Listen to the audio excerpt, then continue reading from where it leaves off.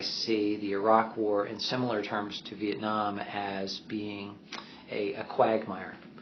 It's the sinking sand, and we're in the process of simply repeating that mistake in those terms, in cultural terms, in arrogantly believing that we can change their society for the better, that we can transform their society into a democracy, an American-style democracy.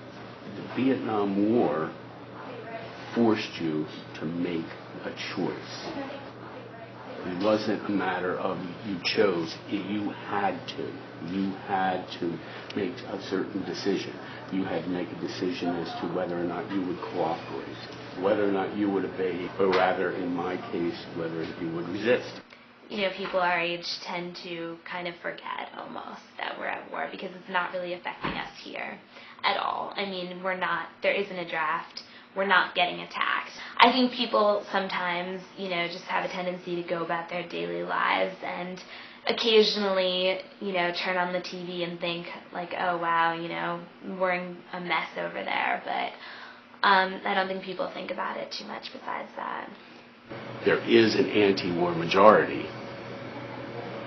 Witness the elections that just took place.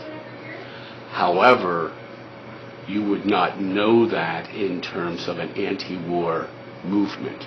There's by no means the size of demonstrations that reflect that anti-war opinion. I don't really feel like they accomplished anything. I went to one of the protests before the war, and they just dismissed it as a focus group. It's not productive. And it's not something I feel any kind of association with. Whereas at a concert, that's what I love. I love music. I love being out. I love going out. And I think that's what most people identify with. So in the days ahead, and this isn't the beginning, nor by any means the end, we will continue to forge and nourish the relationship between justice and peace.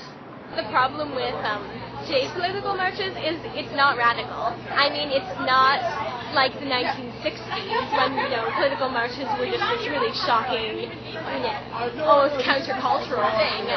In the year 2006, it's really difficult to have even news reporters report a march unless it's a really major one. So this is more effective because it's more personal, and you're trying to reach out to the community at hand and just try to get a local, well not just local, but a state issue, a state election, rather than the protest marches I've been in the past, which is, a national issue. I think the only hope of democracy rests in direct action. It's the only real, true form of democracy. That's it. It's not representational. It's not virtual. It's the only hope of democracy. I think it all is valuable. I think it's all important because not every American is going to focus in on and listen to one form or one medium of expression. I think anything and everything is important, so long as it's done constructively and so long as it's done with a higher purpose, which is to raise the consciousness, to educate the American people, and to enact greater democratic participation. I think it's all valuable. Do you have any friends who are of voting age? Yes. Hand out some stuff to them.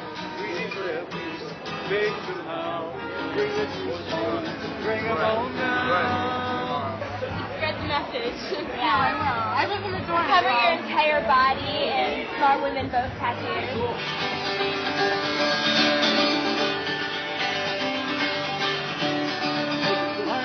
Decorate yourselves for the occasion. Oh my gosh, I love these.